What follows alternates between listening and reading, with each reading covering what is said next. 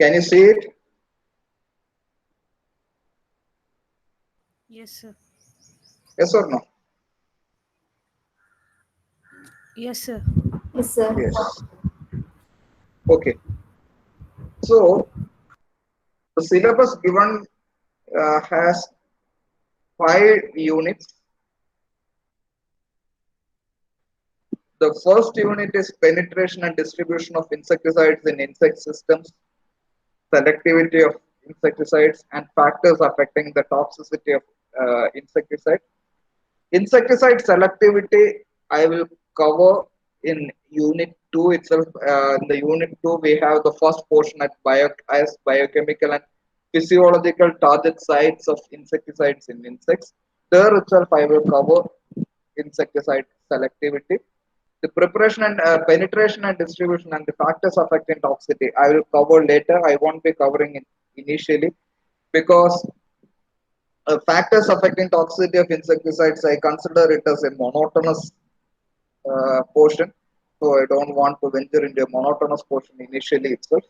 So unit 1, insecticide selectivity part we will cover, and the first penetration and distribution and factors affecting toxicity we will cover later.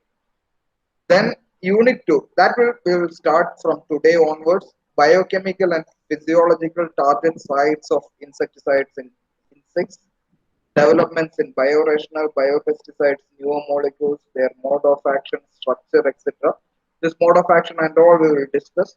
Then structure activity relationships, advances in metabolism of insecticides. Metabolism of insecticide we will cover it a bit elaborately.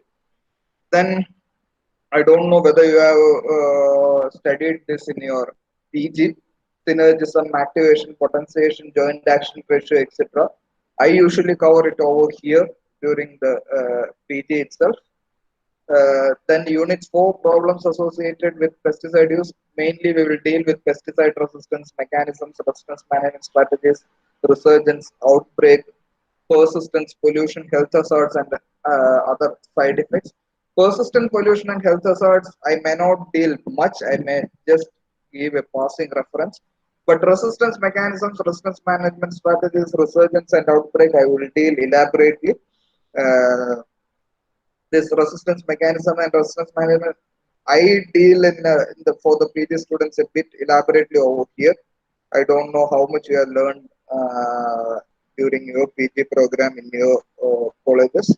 And the unit 5, we have the pesticide residue part, wherein we will study a bit detailed about pesticide residue analysis. We have sampling, extraction, cleanup, then MRL, their fixation, laws and standards, good agriculture practice, etc.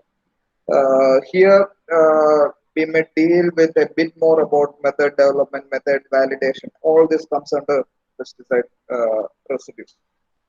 So this is the thing which we will cover. It's a 2+1 course. A bit elaborately, maybe a bit in depth, I may go.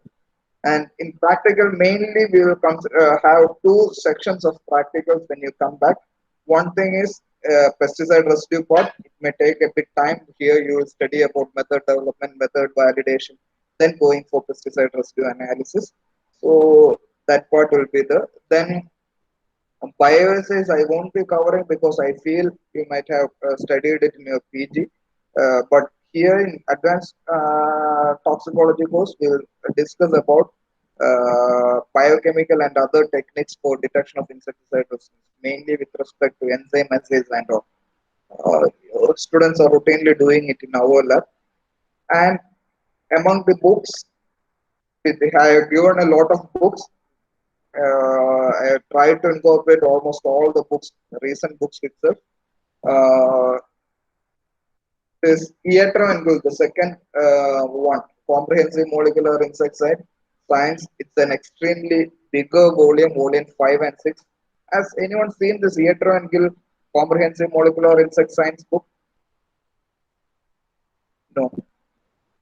That's a highly advanced reference material with respect to insect physiology and all. I think we have 7 volumes, and volume 5 and 6 is mainly meant for toxicology, ion channels, etc. And Bellini College has a one copy of it. I have a soft copy of it. Then Ishaya biochemical sites of insecticide action. Then again insecticides with novel modes of action again by Ishaya and Degli. Insecticide design. It's slightly advanced. Then insecticide resistance monitoring mechanism. Have you heard about Dr. Kranti, K.R. Kranti? Kranti KR 2005 Insecticide Resistance Monitoring Mechanisms and Management Manual. Actually, it's a publication by Central Institute of Cotton Research. He was the director of Central Institute of Cotton Research. Uh, he worked heavily on BT cotton and all. He used writes a lot about BT cotton, its implications and all in newspapers and all. Then Handbook of Pesticide Toxicology. It's not that useful. Then comes Matsumura. Actually, this is considered as the Bible of pesticide toxicology. Toxicology of insecticides, Fumio Matsumura. But it's a very old textbook, 1985 book, actually about 45, 46 years now. No new edition has come, but still it is considered as the Bible of toxicology. Uh, the fundamentals it is given, a slightly heavy book. Then this is a book by from NBAR. This is mainly with respect to resistance. It is extremely good book. Then insecticides in agriculture and environment. That is very small book but very good book. Then among the pesticide resistance part, this part book, Rausch, Richard T. Rausch, pesticide resistance in arthropod. That's an excellent book. A basic book regarding pesticide resistance. This is pesticide resistance ICA publication, pesticide resistance analysis manual. Actually, it is published by the coordinator of ANQ on pesticide residues, Dr. K.K. Sharma, pesticide residue analysis manual. And this is another book on pesticide resistance, Valen, Motosanchez, and Hollingworth. The last book, Simon J. U. USJ, Toxicology and Biochemistry of Insecticides. If you have, if you need, I can share a soft copy of this book. This book will be extremely useful. This is one of the recent textbook. This covers almost everything in toxicology. May not be dealing in deep with the mode of action, but still, that will be the book. This is the book I prefer the students to read in PG and PhD for toxicology. So this is the book which is extremely good compared to other textbooks now. Comprehensive, very short, but extremely good one. Okay. Now, you people have studied in different campus. I want to know what you studied in toxicology course in your PG, one by one. What all things you learned. You might have studied classification of insecticides, yes or no? Yes. In the classification of insecticides, based on its route of entry, then based on chemical, organic or inorganic. You might have studied about Iraq mode of action, Iraq classification. Yes.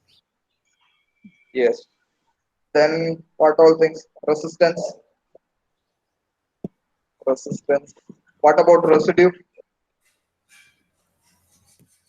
Pesticide residue. How much you have learned in pesticide residue?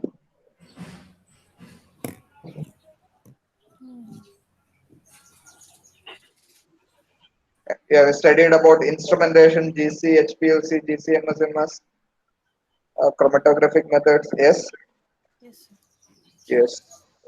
Sapna? No, sir. No. Okay. Then resistance, insecticide resistance, biochemical mechanisms. What are the different methods, mechanisms of insecticide resistance?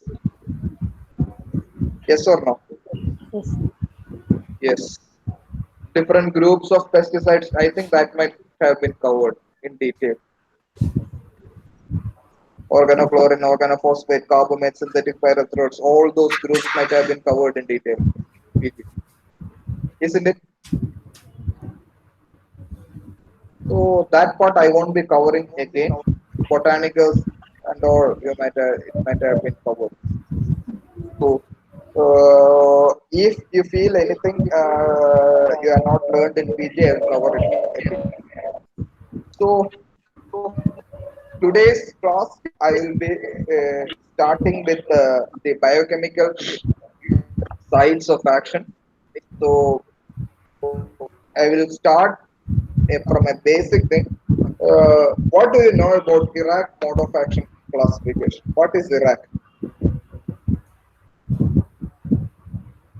Insect resistance action Insecticide, resistance insecticide resistance and action committee. Insecticide resistance action committee. Is it a government body? No, sir. Huh? No, sir. Yes or no? No or yes? No. No. Actually, it's a, Iraq is an organization formed by pesticide companies. Their main intention is to reduce or delay the development of resistance because Persistent. companies spend millions of rupees in developing a pesticide molecule. And if the farmers are not using this pesticide judiciously, the chances of development of resistance occurs pretty fast. Any insecticide, whatever be a kind of pesticide you develop, the insect may develop resistance even at any point of time. But injudicious use of pesticide can lead to the development of resistance pretty quickly. So if your farmers are using judiciously, then the resistance may be developing after 10 years, 15 years, etc. But an injudicious use of pesticide, the resistance development occurs within 5 years. So if the pesticide loses its efficacy within 5 years, the company loses its income. The company, if the pesticide is lost its efficacy, farmers will abandon the use of that pesticide.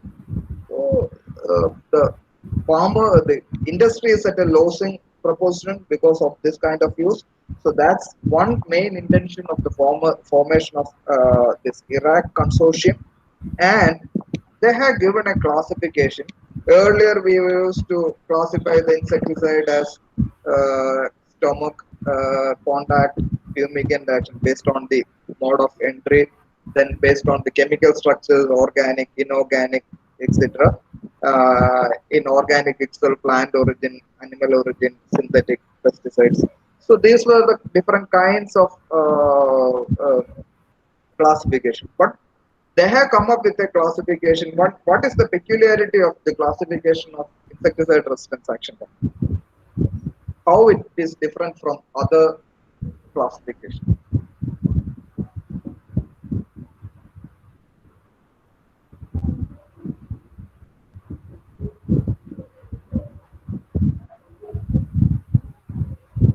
Bindu, you are on mute.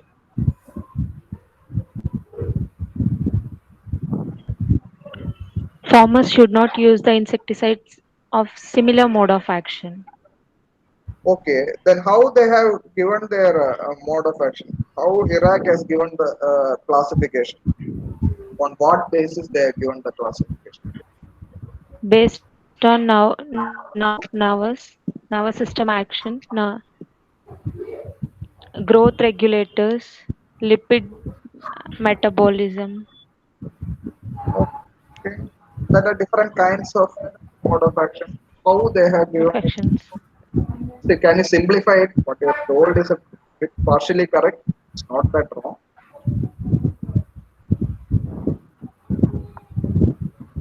Actually, their So different classification is is having ah, different mode of actions. yes. Their classification is based on mode of action, the site of action. They are given it a specifically where does it act, because earlier we had a classification of mode of action. There we used to tell nerve poison, muscle poison, respiratory poison, protoplasmic poison, etc. Isn't it? There's a classification of pesticide like protoplasmic poison or physical poison, respiratory poison, muscle poison, nerve poison, etc. But here, nerve poison means it can act anywhere on the nervous system. Most of the almost 90% of the pesticides are nerve poison.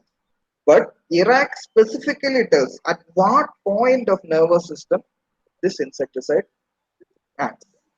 So that's the major difference. And if we know the Iraq mode of action classification as Bindu told, we can choose the pesticide which it doesn't have the same mode of action. If some insecticide has lost its efficacy because of the repeated use of that pesticide, we can go for another pesticide with different mode of action if we know the right mode of action classification. So first I will show you a brief table on Iraq mode of action classification. Then I will go into the different biochemical sides of insecticide action.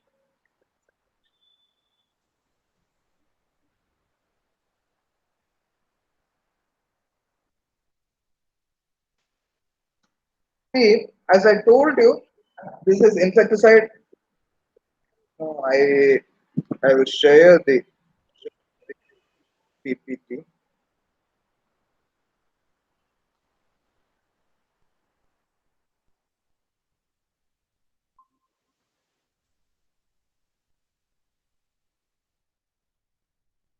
Visible? Yes. So I told you what is Insecticide Resistance Action Committee. It was formed in 1984, and I told you it's an industry organization. It is formed to prevent or delay the development of resistance in insects and mite pests. So that was the purpose, and it is classified based on mode of action.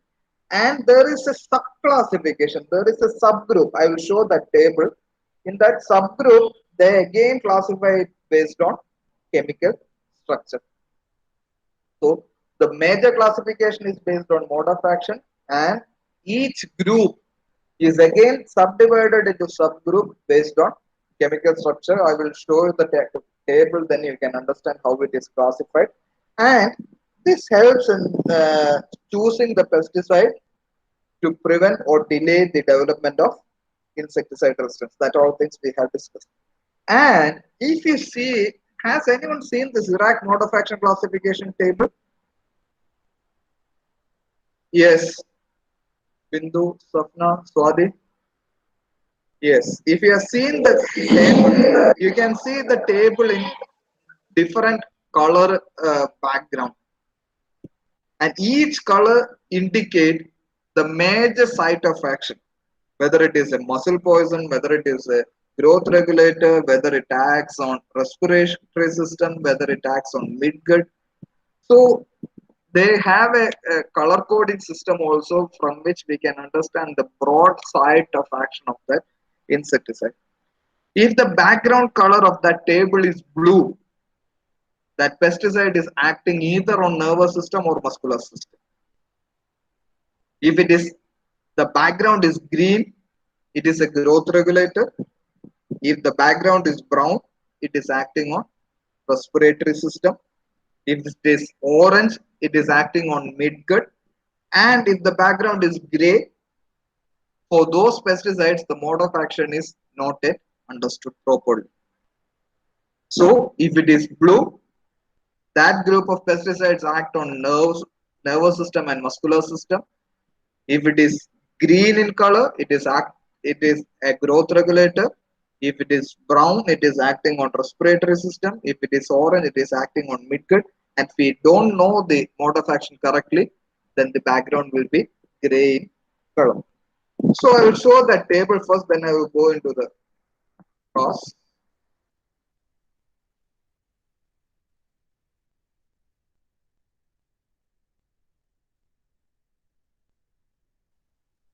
See,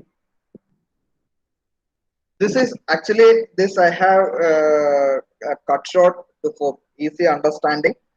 This is the Iraq mode of action classification. See the first group. Just a minute.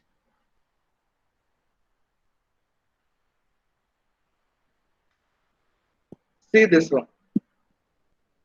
This is the mode of action, the site of action, biochemical site of action. This pesticide acts on acetylcholine esterase and inhibit acetylcholine esterase enzyme.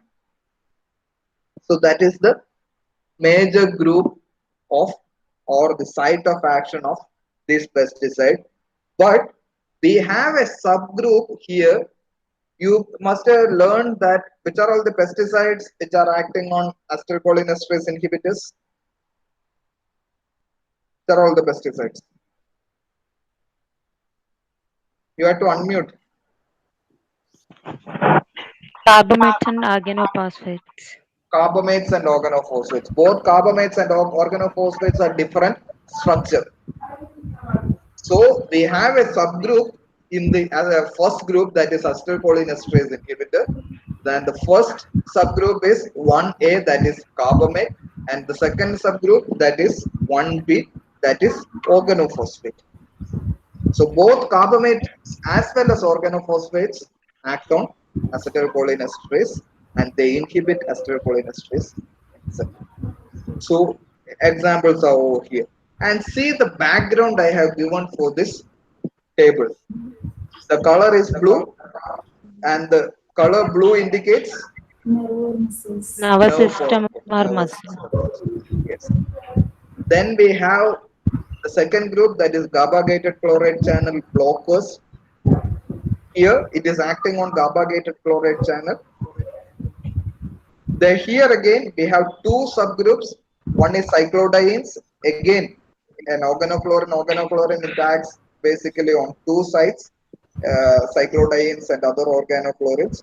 So cyclodienes act on GABA-gated chloride channels. It has one kind of structure. And we have phenylpyrrosol, citronil, which is again acting on GABA-gated chloride channel. Okay. Again, it is a nerve poison. It is blue in color. Then the third group, sodium channel modulators. The sodium channel modulators, again, we have two different subgroups. One is pyrethroids and third subgroup is DDT. We can have, it's not only DDT, BHC, all the analogs of DDT, all comes or acts on sodium channel. So again, the major site of action is sodium channel, but we have two chemical groups which is acting on sodium channel. One is pyrethroids and the second one is DDT and its analogs as well as BHC. Then comes nicotinic acetylcholine receptor. What is which are the pesticides acting on nicotinic acetylcholine receptor? A major group, Neonicotinoids. neonicotinoids. And see the chemical subgroup. We have neonicotinoids, we have nicotine, the botanical, which was one pesticide which was used for a very long time. Then comes three more, sulfoxamines, butenolides, and mesoionics. Controversy is going on among scientists. Many scientists consider the sulfoxamines, butenolides, and mesoionics all belonging to the neonicotinoid group. But companies argue that their structure is slightly different from neonicotinoid, classical neonicotinoids such as imidacloprid, thiamethoxam, acetamiprid, etc. So, as their structure is slightly different, it should be included as a different subgroup. And the Iraq has given it a different subgroup. One major reason for companies arguing for a different subgroup is that all over Europe, have you heard about any disadvantage of neonicotinoids?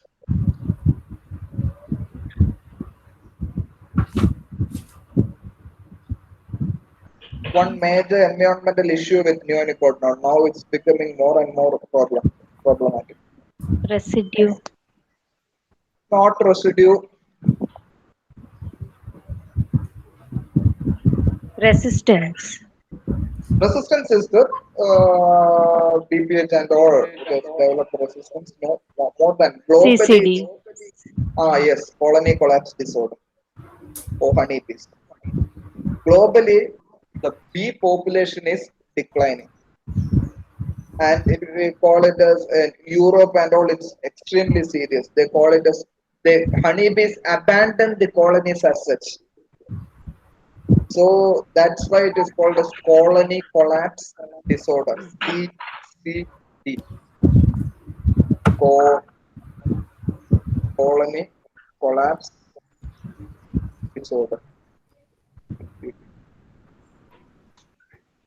So many environmentalists are arguing that neonicotinoids are one of the major reasons for the decline of bee population all over the world. And many countries has put forth restrictions on the use of neonicotinoids. What I feel is that it may or may not be correct. I can't say my version is correct. What I feel is that the companies has tried to avoid the perceived problems associated with neonicotinoids by including new molecules in a new chemical subgroup, such as the mesoionics or sulfoxamines. If they include it in the neonicotinoid, any adverse legal impact of neonicotinoids, say if any court rules or any regulatory body in any country rules that neonicotinoids should not be used in agriculture as they are toxic to bees, all the pesticides will get banned. So what they try to do is they try to include it in a different subgroup and argues that though it acts on the same site, they are structurally different from the traditional neonicotinoids. So that may be the reason. That is my version. May or may not be correct. So that's the thing. And then comes nicotinic acetylcholine receptor allosteric modulators. Do you know what is the difference between a competitive modulator and an allosteric modulator?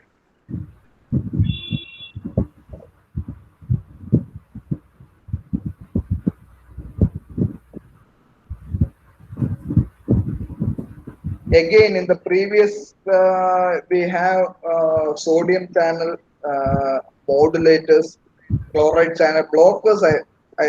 You may agree that block the channel. Then one more thing: what is a chloride channel? What is GABA gated chloride channel?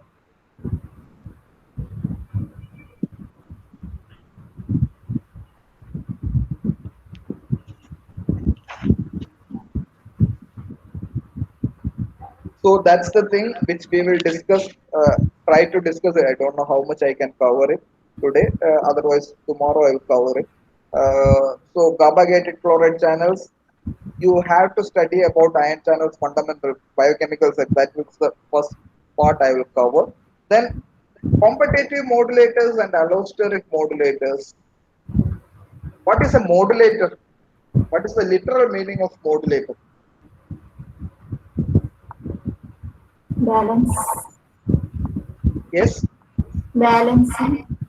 No, not balancing.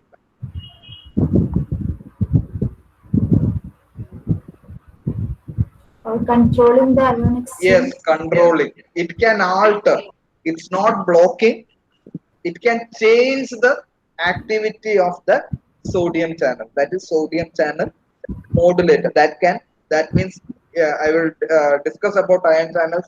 It can open the ion channel. It can close it. Earlier we seen that GABA gated chloride channel blockers. That means that pesticide blocks the channel.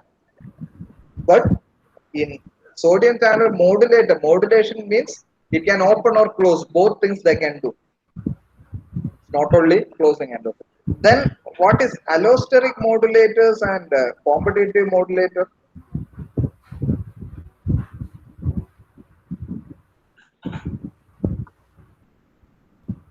It will compete with the transmitter, Other They compete with the with the ionic complex. They compete with what? The impulse means neurotransmitter. Ah, yes, they compete with the neurotransmitter. The neurotransmitter associated with nicotinic acetyl, we will discuss in detail about nicotinic acetylcholine receptors and all. The neurotransmitter associated with nicotinic acetylcholine receptors is acetylcholine. You might have studied the synapse, the neurotransmitter acetylcholine. Acetylcholine binds to acetylcholine receptor. All those things you have studied.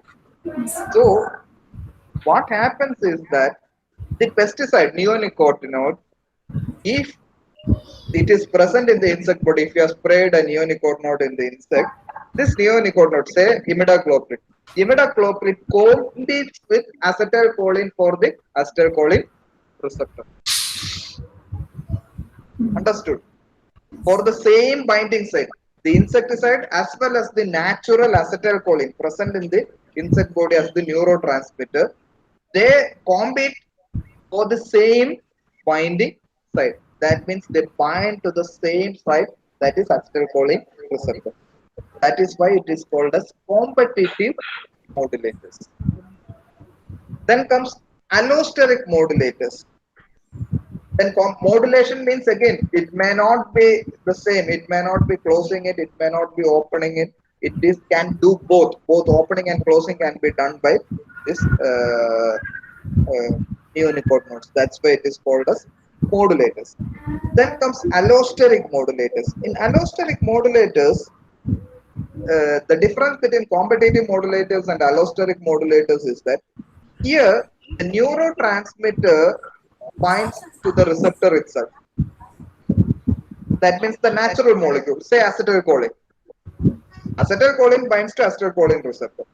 But the pesticide doesn't bind to acetylcholine receptor, but it binds to another site which is near to the acetylcholine receptor. And while sitting on that adjacent site, it can control the opening and closing of the acetylcholine receptor. I will repeat. In competitive modulator, both insecticide as well as the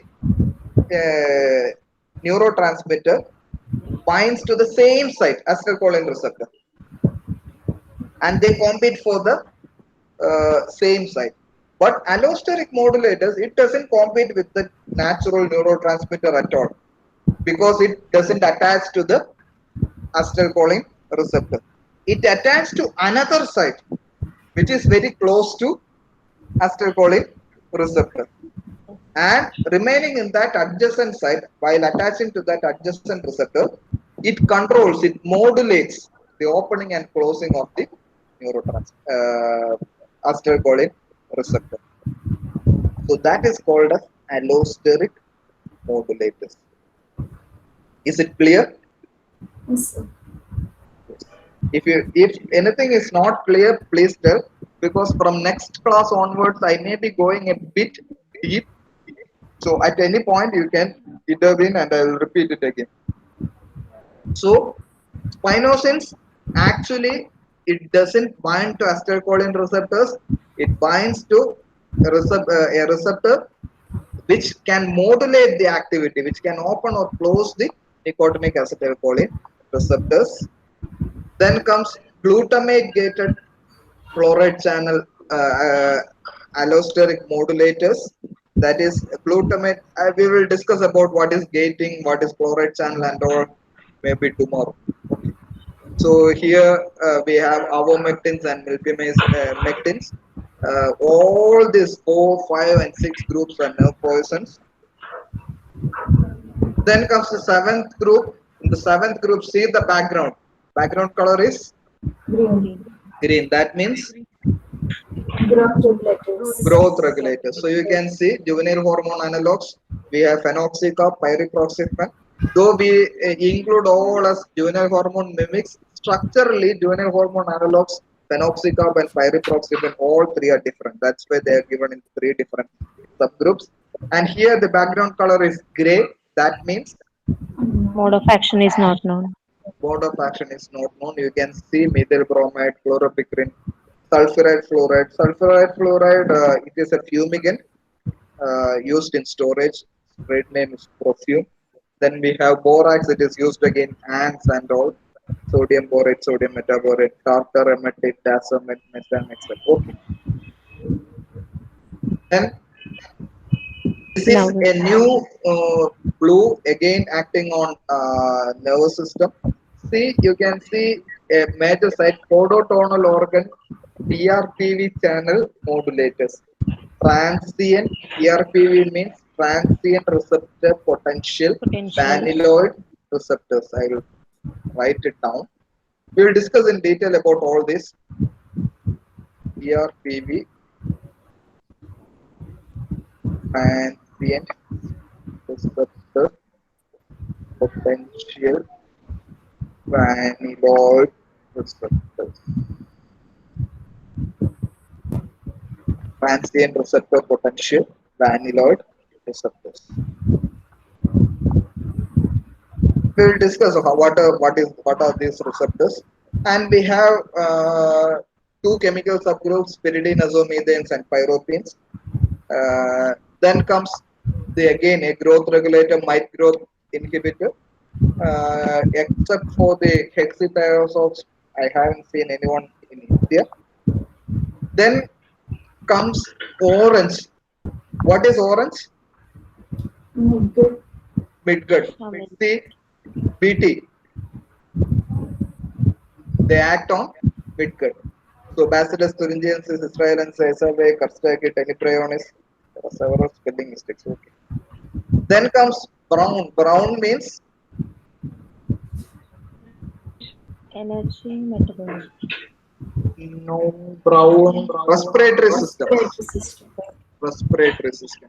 It inhibits mitochondrial ATP production by inhibiting the enzyme mitochondrial ATP synthase. They inhibit the enzyme mitochondrial ATP synthase. So we have diphenthiourone, organotin miticides, propargite, tetradephone, etc. Then again another group of insecticides acting on respiratory system, that is the uncouplers of oxidative phosphorylation. We will see what is an uncoupling of oxidative phosphorylation and all when we discuss about the different biochemical sites. Then again another nerve poison, nicotinic acetylcholine receptor blockers. Earlier we have seen nicotinic acetylcholine receptor competitive modulators, allosteric modulator. Competitive modulator was neonicotinoid, allosteric modulator was spinosins, and nicotinic acetylcholine receptor blockers. They entirely blocks, it closes the ion channel, that is niristoxin analogs, carta, cyclum, thiosultap, all this belongs to that. Then we have growth regulators, chitin synthesis inhibitors, different types, type 0, type 1. Then molting hormone inhibitors, ecdysone agonists, all belonging to the growth regulator group. Then we have another group of insecticide acting on nerves, octopamine receptors. Octopamine is another neurotransmitter, but this amitraz pesticide is not at all used widely in agriculture. Then we have again two respiratory poisons. It is again acting on respiration. That means cellular respiration. You might have studied about cellular respiration. It means ATP synthesis. Uh, uh, where is Swati? She has lost connection. Okay. Anyway, I will upload the recorded video in Moodle. You can see it. Okay. In you might have studied about tricarboxylic acid, electron transport chain, tricarboxylic cycle, etc. Yes, sir. Yes. So here at different sites and electron transport chain at different points this act. That's why we have different site of action. Mitochondrial complex 1, some are acting on mitochondrial complex 3, Some are acting on mitochondrial complex 4, etc. I will discuss about it later. Then uh, voltage dependent sodium channel blockers.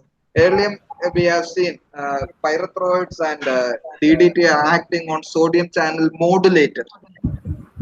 Here, that is voltage gated sodium channel modulator. Here, voltage gated sodium channel blockers, that is oxidizins. Oxidizin indoxacarb is a pesticide usually recommended for lepidopteran pest management. Then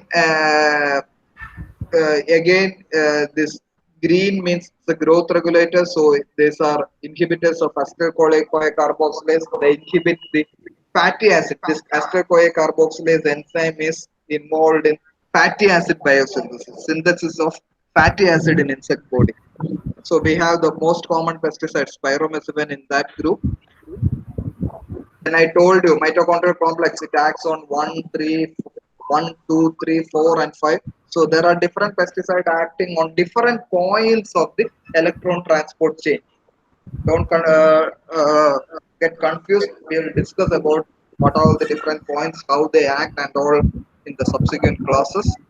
Then we have again nerve poisons, ryanodine receptors. We have diamides. Then we have codotonal organ modulators, clonicamide. We will discuss about codotonal organs later. Then GABA-gated chloride channel allosteric modulators. We have metadiamides, but none of it is registered in our country. Earlier we had GABA-gated chloride channel, that is cyclodines and uh, phenylpyrazoles, fipronil, that they were blockers. Then we have carbogated chloride channel blockers. Here it is allosteric modulator. Then we have baculoviruses uh, acting on midgut. And again, this is a new group. The Iraq has included. I haven't seen any pesticide which is registered in this group. Nicotinic acetylcholine receptor allosteric modulator, but it is acting on a different site. I don't know which pesticide is belonging to that.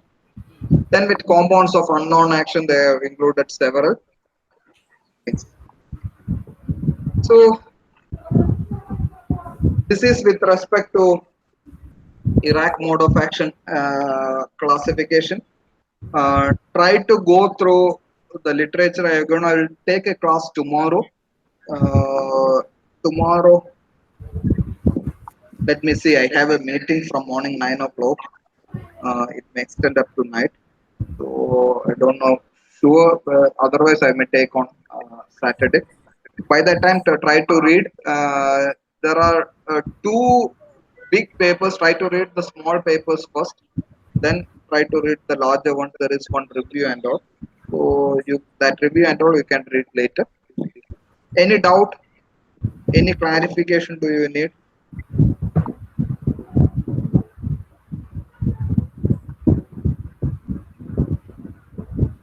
Why I have given a small outline on Iraq mode of action classification is that they have given, see, we have seen, we usually say that one insecticide is acting on nicotinic acetylcholine receptor.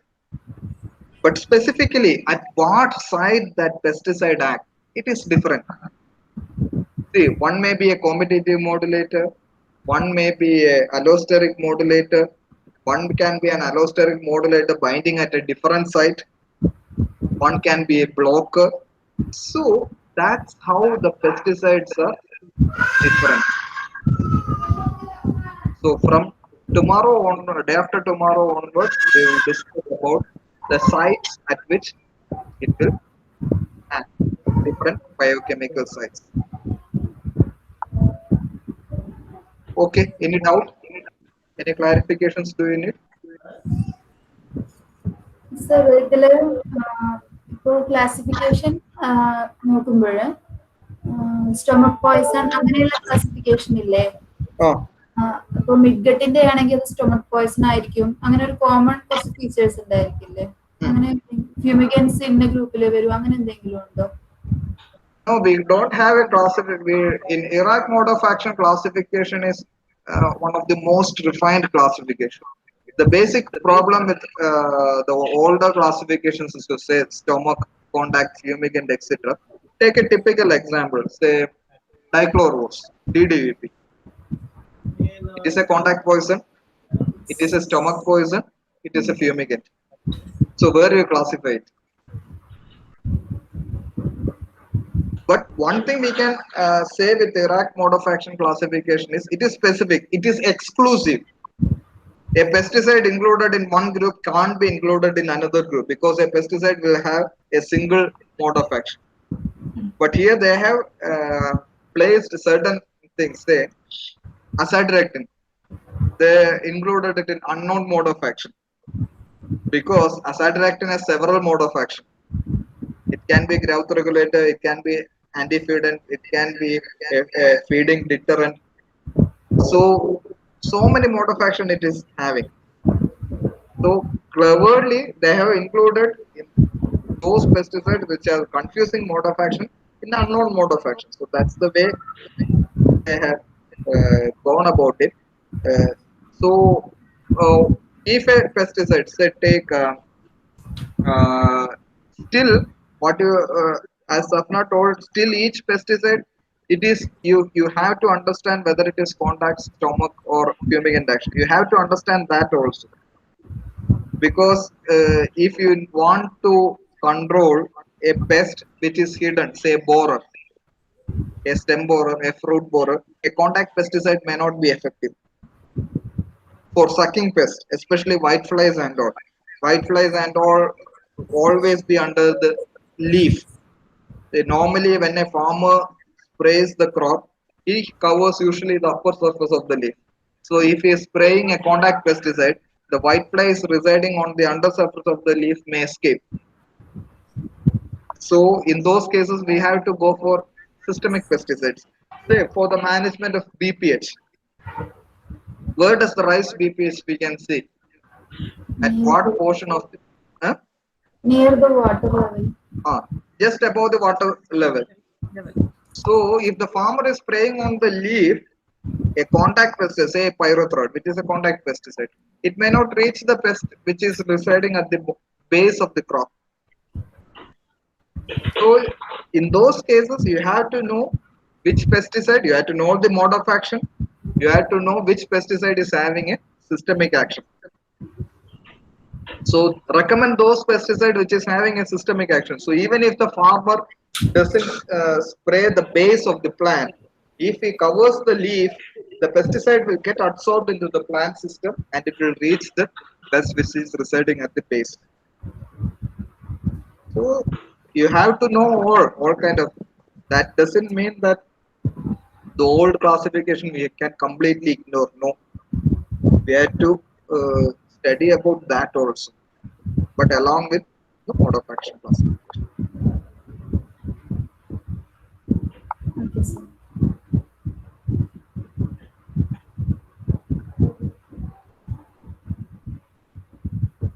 Okay, then try to go through the material I have given. You can give the write-up slowly. I have given about 5-6 days time. Okay. The day after tomorrow, I will tell the time later. Okay. Thank you.